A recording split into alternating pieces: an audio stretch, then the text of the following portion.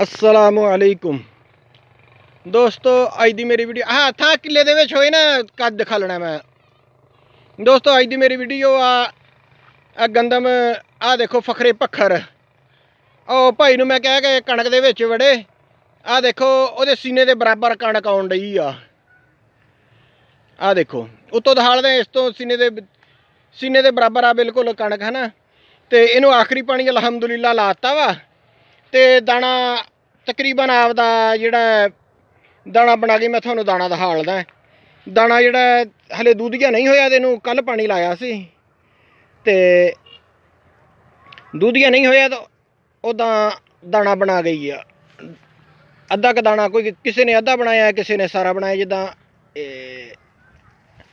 जिद्दां आ वा इहने इदा इन्ना क बनाया है ते किसी ने कोई छिट्टा जिहड़ा पहलों दा वा उन्हें सालमी दाना बनाया है। मैं इत्थे तुहानूं दिखा लदा जिस तरह किहड़ा छिट्टा इत्थे आई एहदा उम्मीद आ पूरा दाना होना है।